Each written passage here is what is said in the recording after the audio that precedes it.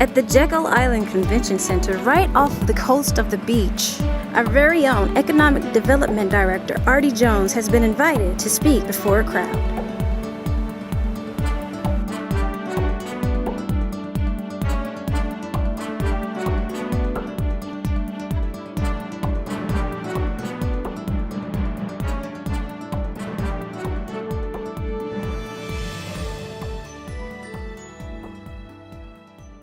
College Park, Georgia, is where Artie is going to talk to us about some of the things they're doing. It's a great example of how College Park had gone through its heyday.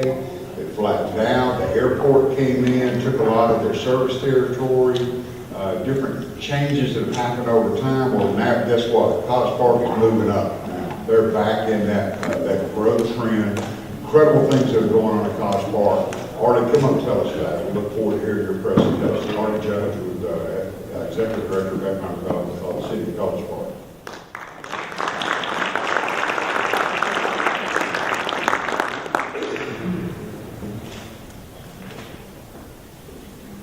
Thank you. That's right. Thanks, Derek. Can everyone hear me? Wait your hand. All right. Great. I think I want to be down here get down on the floor.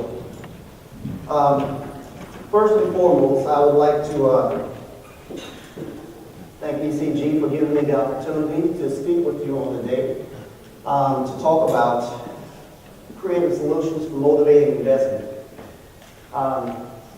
As Darryl said, I'm in the city of College Park. Actually, Southeast Georgia is my home. I was once the Executive Director for Community and Economic Development here in Brunswick, Georgia. Same thing in St. Mary's, Georgia, and now I'm with the big city of College Park. By raise of hands, how many communities out there have a population of 15 to 20,000? Just raise your hand. Raise your hand. 15 to 20,000 communities. Okay, all right. Well, basically, throughout my career over the last 18 years, I've worked within communities within that range.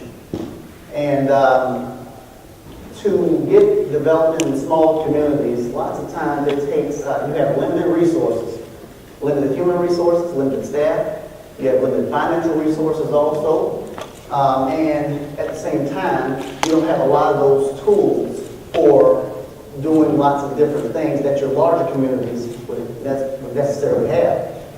One tool that you guys need to take advantage of is coming to this event on an annual basis.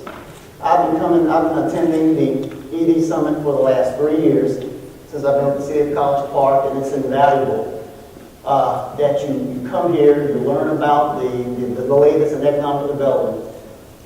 Dan McRae, who just did the presentation a few minutes ago, he was talking about a whole lot of stuff. That's the type of stuff that we're involved in the City of College Park. But at the same time, if you hadn't come to this particular event, you probably would not have been able to be exposed to it. So I'm quite sure that whenever you go back to your communities, you're going to talk with your ED directors if they happen not to be here, or you're going to talk with your mayors, city council people to try to, develop some deals using those tools that Dan was talking about. So make sure you come here to this event on an annual basis. Number two, while I was eating breakfast this morning, I got this morning about 4:15 to go and work out with my dad. He's down in St. Mary's, Georgia, so I drove down there, worked out with him, and came back. And as I showered, and after I showered, I ate breakfast, and I was sitting in the restaurant, and this guy walked over to me and said, "Hey man, I love that tie, man. That's a nice tie." I've been a Florida Gator fan for a long time, so let me go ahead and get this out. I'm not a Florida Gator fan. This tie was a gift given to me and by my kids, and that's the only reason that I'm wearing it, not a Florida Gator fan. Next, Dan McRae, like I said, he talked about a number of different things, and it's great that he would talk about deal structure. As I talked to you about creative solutions for investment, this conference has the title this year, Communication is Key, and communication is definitely key. When I was with St. Mary's, Georgia, which is pretty much the state that's furthest away from the capital without didn't feel much love. I didn't feel much love from the project managers for the state. I didn't feel much love for a lot of different economic development entities around the state that were supposed to support us. But when I look back at it, I said, well, what was I doing within my community to communicate to the state the various assets that we have? Now, your community, just like many, you have real estate. You know, all communities have real estate. You may not own it, but you have real estate. You have some dollars. You have some incentive dollars. You have websites, more than likely. Every community here has a website. So we have a lot of the same things. We have a lot of the same incentives. Enterprise zones, opportunity zones, tax allocation districts, different types of incentives, empowerment zones. But if you're not communicating that to the state, if you're not communicating that to the business sector, if you're not communicating that to retailers, then what do you have? You could have the best restaurant in the world, but at the same time, if people don't know that you have good food, you're probably not going to have many people to come by and visit that restaurant. The same thing with your community. So, let me see if this clicker is working. This slide, if you see, it says, now, no, what I said was, I need more stakeholders. Now, as you can see in this picture, there's a huge stake, and these two guys are walking in with the snake in their hand. I believe before you exercise these creative solutions that I'm going to talk to you about for motivating investment, that you first must identify who your stakeholders are, first and foremost. Your stakeholders are your citizens, your elected officials, business owners, development authority, nonprofits, realtors, schools, investors. The list goes on and on and on. If you don't get all these stakeholders involved on the very front end, most times they don't want to play. And they may try to, slow down your project. Next, you need to identify the various assets within your community. We had a presentation earlier this morning. It was about retailers, attracting retailers. And the thing with retailers is that, or if you're going after any particular entity or organization, is some communities, they put these strategic economic development plans together. Anyone familiar with these strategic economic development? Pretty much when I look at them, they look like cookie cutter type documents. And the thing is that a community 10 miles down the road, 20 miles down the road, probably is going after those very same entities and organizations that you're going after. But what you have to do is you have to identify the assets in your community that are good for you. We had a recent deal where the city of College Park was able to attract BMW. Their training facility. They'll have 8,000 to 10,000 employees that have a minimum salary of about $100,000 each. They'll be coming to this facility on an annual basis. Now, we gave the property away almost for, I'd say, 50 cents on the dollar, okay? We took a hit as far as the real estate was concerned. The thing is that we weren't looking at the amount of jobs that would be created. College Park, the sweet spot for College Park, we know, is hotels. We wanted those hotel stays. So we gave up a little bit on the sale of the real estate, but at the same time, we're going to have those tax dollars from the hotels. College Park has a population of about 15,000 and a daytime population of about 250,000. Because we have the largest or the busiest airport in the world, Hartsfield-Jackson Atlanta International Airport, is in the city of College Park. We have 35 hotels here with 6,000 rooms. That is truly our sweet spot. We're not trying to be like all the other communities around us. We're actually going after, we see what we're good at, and we're building more hotels, putting more heads on beds, having them spend their dollars, and then they're going home. Now, once you get all your stakeholders together and you've identified all your assets, now it's time to kind of herd all these cats together. It's very difficult to get everybody together in your community around the table. It is a very, very difficult process. But you have to have a good team on the ground to help you to identify all the stakeholders, identify those assets, and get everybody around the table. And once you get everybody around the table, have a pre-meeting and identify who's not around the table that should be around the table. This slide says And that is why we lived on 3. As you can see, the guy here on the end is holding on someone's seat. The guy fell off the table. If everybody doesn't know the part that they play overall in the overall process of trying to attract investment, attract companies, then you're going to have some problems. You can't have 5 chiefs. You need 1 chief. So you have to communicate that.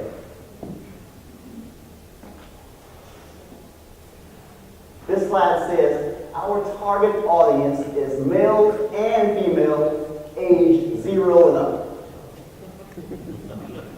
Now, how many communities wants to do it all? How many out there? Well, how many? I guess we got a lot of elected officials out there, but my elected officials aren't out there, so I can say this. How many people out there feel that elected officials just want you to go after the money, go after the companies, bring it back, we want it, we're open for business? You can raise your hand if you want to, if you're elected officials out here. Okay, all right. Well, the thing is that you have to narrow down your target audience. You can't be everything to everyone. Just like the guy that represents Starbucks, he was talking this morning about if your demographics don't match, if you don't have the right traffic counts and all these other things, don't go after the companies that require that.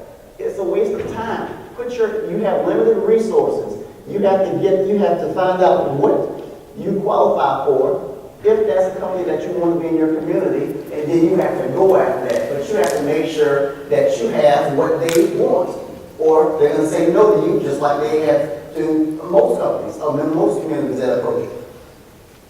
Now, this is the first thing. This is a very simple program that you can have within your communities to motivate investment and actually communicate to your, as far as your city staff and all those others around the table. As you can see here in this slide, you see everybody's asleep. Well, in my development meetings, we don't go to sleep. We don't go to sleep anymore. Hugh back there is Power Director. He's a part of our community, our development meeting. Development meetings is where I get all of the various city staff around the table, from the building inspector to the power director to the city engineer to the police department, fire department, get all those disciplines around the table, and we will talk about various economic development and community development projects to make sure that everybody is on the same page. It's a lot of great information comes from these meetings. You need to plan for it, you need to put an agenda out, you need to have agenda items added to it. Every meeting you need to take items off, developments that have concluded or already done. You need to have someone to take minutes. You have to you have to adequately prepare. And at the same time, there was an issue where at my development meetings, I started to have a drop off in people showing up for development meetings. And the department directors were sending, the administrative assistants who knew nothing about most of the projects and what was going on. A person that couldn't tell me yes or no. So what I did is, very simply, a way to a man's heart is through his what? Stomach. Okay, I brought food. I had breakfast. And you can be amazed at how many people showed up.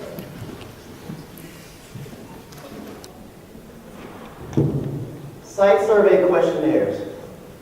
I'm probably preaching to the choir, but site survey questionnaires are very effective. When I started with the city of College Park, and I'm from Southeast Georgia, I knew nothing about the companies in College Park. I knew nothing about the property that, all of the things that you would know living in the community. So what I did is to try to create some type of synergy. I chose anywhere from 6 to 12 companies, larger companies in the community, and I would go out and visit those companies. I would set up appointments. I would ask the CEO or the CFO for 30 minutes of their time, and I would have a site survey questionnaire. Now, this site survey questionnaire, I didn't have it in my hand. I pretty much had it in my head. I asked the right questions. How are you doing? What is the city of College Park doing good for you? What do you need? Are you looking at expansion anytime in the near future? How many employees do you have? Are you looking at increasing that number? But through these site survey questionnaires, I got a lot of good information. There was one particular company that was at Cisco Foods was thinking about actually moving out of the city of College Park because there was a nearby community that had Freeport tax exemption. College Park didn't have Freeport tax exemption. So my site survey questionnaire, I was able to find that out. I was also able to sit down with the state project manager also. They came to the meeting with me. They were there to also give feedback. And they said that, okay, we would like to have Freeport tax exemption. I got it on the ballot. I got Freeport tax exemption approved by the voters. And now, not only have we retained Cisco Foods, which has 880 employees, but we've also moved forward with an expansion of $35 million and adding an additional 100 employees over the next 3 years. Director monthly updates. It's amazing. Some boards, development authority boards, are more engaged than others. Some councils are more engaged than others. But for the most part, your elected officials, lots of times, they don't know what it is that you do. They think, I wear a bow tie pretty much 5 days a week at work. Well, 4 days a week, and then on Friday I dress down. But all they know is that I wear a bow tie in most cases. They see me, going and coming and everything and running back and forth. But what I do is, on a monthly basis, I provide a listing of those projects in 4 different categories that I'm working on.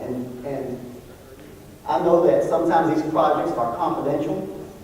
When they're confidential, I don't provide the particular names, but I provide an update of the projects that I'm working on. I provided that to Mayor and Council. I provide that to my Development Authority Board. I provide that to my Main Street Board also. And they have an idea of those projects that I'm working on. What they may do is reach out to me one-on-one and say, hey, I can help you with this project. I know this individual. Or, hey, this is something, I'm retired now, but I would be happy to help out. And I might want to attend a meeting with you to provide some feedback. But the thing is communication. You have to communicate it to your stakeholders, and from that point, you can get more support. A virtual reality site. Number one, and this is kind of funny, when ECG reached out to me, they said to talk about creative solutions for motivating investment. I'm not creative. I'm really not creative. I'm very basic, and I know what I know, and the stuff that I don't know, I kind of act like I know it until I figure out, how to do it. But a virtual reality site. In your community, I'm quite sure that you have lots of properties that you may own or that's owned by the private sector that's available for development. In your communities, it's really, really hard to reach out and get a company to visit your community unless unless they put some kind of RFP out or they're looking for a particular site through the state. So what I've done is I got some real creative millennials that were tech savvy, and they put together a virtual reality tour of the city of College Park. And this particular site, if they visit this site, if a developer or a company visit this site 1, 2 o'clock in the morning and come in their pajamas at home, they can visit College Park. They can see the development sites that we have available for development. If they click on those sites, it provides more detailed information of the zoning, the acreage, what the city would like to see at that particular site.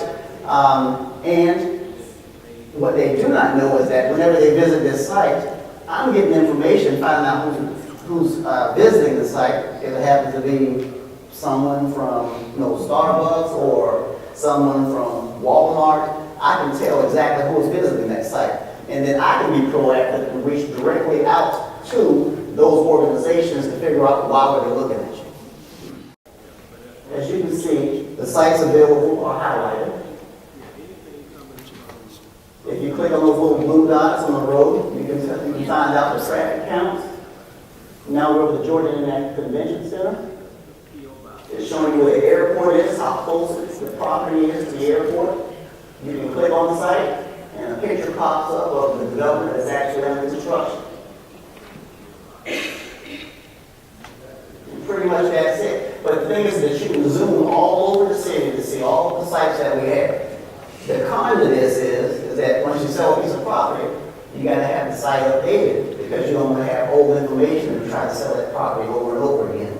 So, but it is very, very helpful in that being able to show someone exactly what's going on with the city, within the city of College Park without them having to visit. I don't put too much information on the site because I want to put just enough information where they will have to contact me to ask for additional information.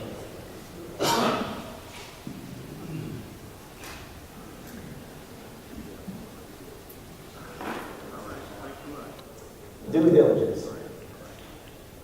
Very, very, very, very important. Most of the time, my assistant, she knows my system now. If someone wants to meet with me, with the economic development director, and they want to have a sit-down meeting, and they want an hour's time, you know, because we have limited resources, I just can't sit down and meet with everyone that comes through the door, or dedicate an entire hour of my time to someone. Unless I have some downtime, which is, you know, not that often lately. So what I do is we get their information, we find out their phone number is, find out what company they're with, and my assistant, she's like a cyber stalker. She goes online, she goes to Facebook, she goes to social media, she goes to the internet, and she pulls up everything she possibly can on me to give me an idea of who this individual is. Now, if it's someone that I think that's kind of important, then I have a background firm that I can reach out to, and within 1 hour, they can provide me even more information. They can find out the last time they had a bankruptcy, they can find out who they're married to, they can find out where they live. But I do a lot of due diligence to find out exactly who it is that I'm sitting down with. I'm not sure if you've ever been scammed, but sometimes when people sit in front of you, they make themselves out to be something that they're not. As Dan was saying, as you get closer to Atlanta, you find more bad people and more bad developers, or people that say they're developers. Well, what I found out is that since I have limited time, I need to get through this riffraff, and I need to figure out who it is that I'm sitting down with, so I can kind of, you know, find out where the rubber meets the road. And I can put a presentation together for that individual to personalize it to him or what I feel that he may be looking for. State of the City breakfast. Once a year, we reach out to anywhere from 25 to 30 employers within the city. And I get my elected officials together, I get my Development Authority board members together, and like I said, we reach out to various business owners, and they look forward to it on an annual basis. We usually do this in the month of January or February. Most cities or communities around the Atlanta metro area, they kind of have a state of the city that they do during city council meetings. But how many times do you see these CEOs for these various companies to come to a city council meeting? They never show up unless they want something, right? So what I do is early in the morning, 7 o'clock, it's early, but at the same time, they can set that time aside. They'll come, sit down, have a nice breakfast. There'll be a presentation where we'll have a number of different department heads to talk about crime, to talk about development activities, to talk about projects that are kind of on the, you know, on the cusp of coming to fruition. But we'll talk about those things. I'll strategically put my council people at various tables and have kind of assigned seats for the individuals so that that council person can court and talk with that CEO to find out this. They're kind of doing my work for me instead of me going out doing those site survey questionnaires. But this helps me or the city to form a relationship with the companies. The only time you hear from the the companies, the only time you see them is when they're coming to pay their taxes, you know, and it's not a good time. I don't think anybody likes to pay their taxes. So this State of the City breakfast is an opportunity for the elected officials to get up, talk about various, you know, to kind of toot their horns and to break bread with the major companies within the community. I can't remember how many times I've heard that I've sat down and met with a company, a major company. Zodiac Aerospace is a company within the city of College Park. Pretty much if you've ever flown on a plane, you've probably touched something that Zodiac Aerospace makes. They make the seats, they make the monitors in the seats, they make the instrument panel in the cockpit. They make, you know, they do the carpet. I mean, they take planes apart and put them all back together again and give them a 30-year, additional 30-year life. But Zodiac Aerospace, when I met with them, they said, well, we've been here for 17 years and no one from the city has ever visited us before, you know, or no one has ever invited us out to anything.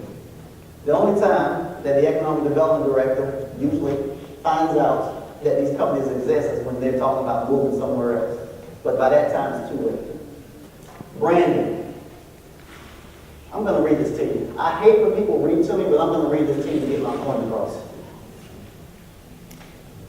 Clearly, College Park endeavors to attract high-quality business and industry with the residual effect to comprehensively support families and individuals by offering employment opportunities that provide living wages, offering housing alternatives in the safe, clean neighborhoods, and support educational and recreational programs that help families and individuals realize a higher quality of life. All of this while preserving the intrinsic historic principles that represent the very foundation of this great city. This is our mission. This is our pledge. Now, I'm not sure about you. I had to take about 4 or 5 breaths to read that, number one. And number two, if you asked me to recite it and tell you what our mission was, I would not be able to do it. I thought that this was super, super long.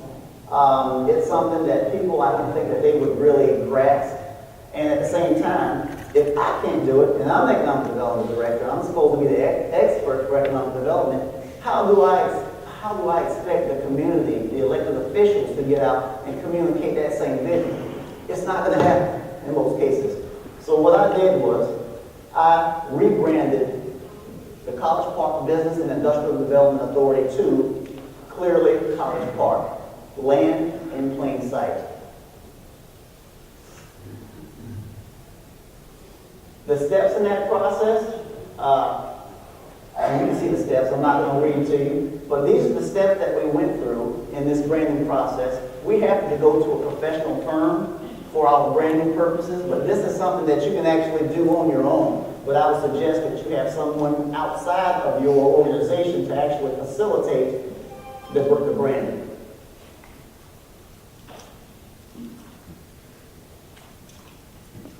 And these are the examples of the different logos that we came up with. And of course, you see the logo that we're actually using. And what this talks about, clearly College Park is about confidence, without a doubt, clear perception, most appropriate location to locate, best site, best town, singularly best, and great place to live, work, and play. And these are some of the, this is basically for memos. This is what we use in ads for magazines. This is what our cards look like, and this is just some of the collateral material that we came up with after the brand. Personalized events. The City of College Park was interested. Okay, the City of College Park were interested in getting the Atlanta Hawks organization to locate their practice facility within the City of College Park, their practice basketball facility. We kind of found out about it late. I found out about it late, but I was able to pull some strings, and an attorney reached out to the Hawks, which we were able to get their audience at a breakfast. Come to find out, of course, one more thing. The City of College Park owns the Georgia International Convention Center. That's our convention center, and from time to time, it's all booked up. You can't really get any space in it, even if I needed to use it for a meeting. We wanted to try to impress the Atlanta Hawks organization. So as a result of that, we held an event at the Georgia International Convention Center, a breakfast. We didn't have any meeting space available other than exhibit halls. And the exhibit hall happened to be 150,000 square feet in size, and it has concrete floors, and of course you can see up to the ceiling. It's not real attractive when it's not set up for a particular event. So what we had to do was we had to take a 150,000 square foot exhibit hall and turn it into a 3,000 square foot space like what you see here. At this particular breakfast, what I had is I had the all the various department heads of the city of College Park to get up and give a 2-minute, bleep on their particular areas of responsibility. We had the servers in there. They had on uniforms. They had on referee uniforms. We had a DJ in the back playing music as if you were in a basketball game. I had my cyberstalker, my assistant. She found out about the CEO, Mr. Coonan, Steve Coonan. She found out that he liked trap music and also that he was like a marketing guru.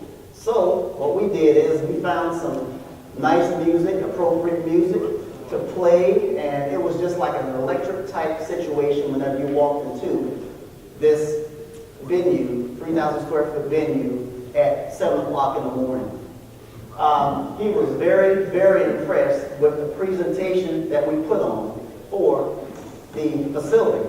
But like I said, we showed up to the show late, and pretty much they had already narrowed down where they wanted to have that facility to locate. And the biggest thing that hurt our ability to be able to secure this particular facility was because we didn't have a partner of a major hospital to be a part of this package. But what Mr. Coonan did after that meeting is he got up and said, "This is one of the most impressive presentations that I have ever seen from a small community." And he says, "This project may not be for you, but I will find something that is a little, that I think is a better match for us." So we went ahead and had 2 months went by, and we found out through the grapevine that the Atlanta Hawks were going to be acquiring a D-League, Development League basketball team. The D-League is now called a G-League because Gatorade has purchased the rights to it, so a G-League basketball team. And as a result of that, they wanted to have a facility for the G-League to call their homes. Raise your hand if you're familiar with a D-League. Are you familiar with what a D-League is? Okay. Well, I see some of your hands go up. Basically, a development league is where you have players that are almost professional material, but they need a little more practice. They need to play together. They need to learn pretty much the Atlanta Hawks as far as their curriculum, the plays and everything else. So what they'll do is they'll have a D-League team that will practice together, play games.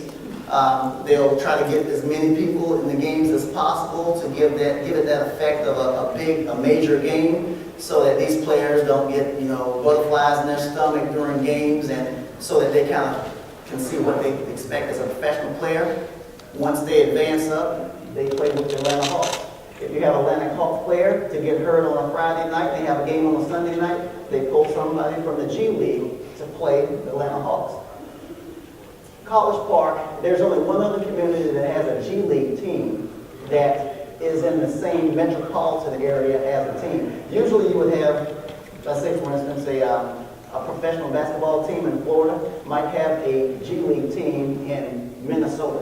It would not be, close, but this would be the second team, or the second G League team that has an actual location near the professional team. But what I did once again is that we were very creative. I didn't let the mayor know what was going on. I just told him to show up, smile, and talk nice about the city of College Park. And we put together this little video that I'm going to show you right now. It's about 3.5 minutes.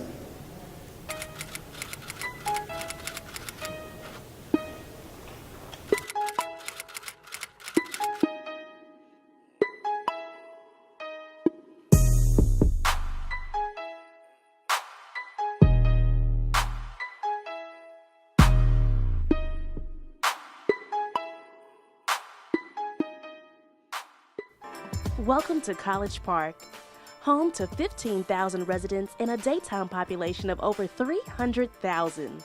College Park is easily accessible via the light rail MARTA station in downtown College Park, one of the 5 busiest stations in Metro Atlanta, and its close proximity to major highways I-285, I-85, and I-20.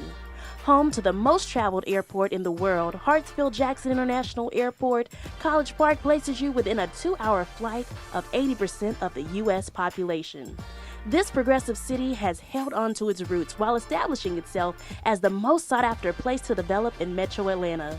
Through several mixed-use developments like the Pad on Harvard, a mixed-use development that includes apartments, hotels, and retail, Wally Park, which includes hotels, secure parking facilities and restaurants, and the new pedestrian bridge, which will span across Camp Creek Parkway, connecting the Georgia International Convention Center with downtown College Park. And while the city progresses economically, it also continues to support its residents through numerous community events and programs. The city actively partners with local organizations to improve the quality of life for residents and visitors alike, as well as host events such as the back-to-school book bag bashes, Thanksgiving and Christmas giveaways, charitable events, and City Fest, the largest indoor festival in South Metro Atlanta, which focuses on community appreciation, small businesses, and providing access to health and educational resources, as well as supporting a very active recreation department, which provides athletic options such as gymnastics, track, football, and basketball, to name a few. College Park is proud to be home to many globally recognized companies such as Chick-fil-A, Southwest Airlines, Boeing, Cisco Foods, but also nationally recognized institutions such as Woodward Academy, the largest non-residential private school in the continental United States. And currently, you are sitting in the second largest convention center in the state of Georgia, the Georgia International Convention Center, an efficient facility working to be LEED certified in the near future. Connected directly to Hartsfield-Jackson Atlanta International Airport and the rental car facility by the ATL SkyTrain, an automated people mover assisting our residents and visitors alike. Because in College Park, we want you to feel welcome and at home, whether your stay is an hour or a decade. The progressive focused city with the comforts of home, College Park.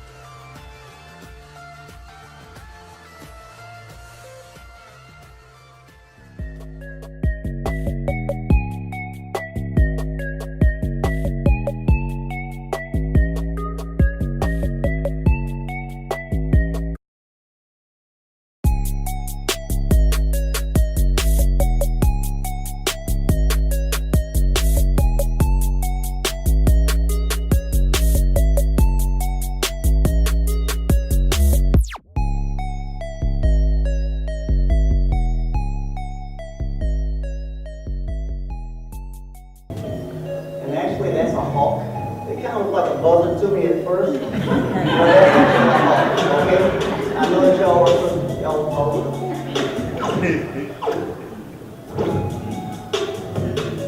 All right, good kill, thank you. But this is just kind of another example of us kind of stepping out the box. Imagine if he went to our community, he came to our community, we had your typical PowerPoint.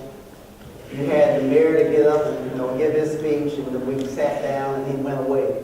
Well, the opportunity, what's going on right now is we're building a $45 million arena for the Atlanta Hawks. That will be a multi-purpose center that will be able to accommodate concerts, convocations, religious events, a number of different events. Soccer matches, I'm sorry, not soccer, volleyball matches, but that's what comes from, I guess, going that extra mile.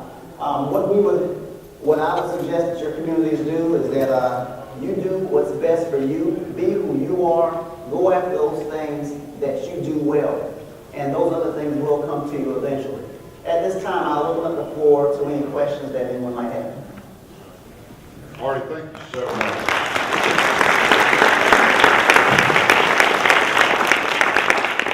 Wonderful job. College Park, again, is one of those communities that has gone through cycles of development, just like your community, just like each of you. But having those resources available, having professionals on staff, like College Park has, like many of you have, is critical. I go back to one of the slides I talked about earlier this week. On a scale from 1 to 10, how important is economic development?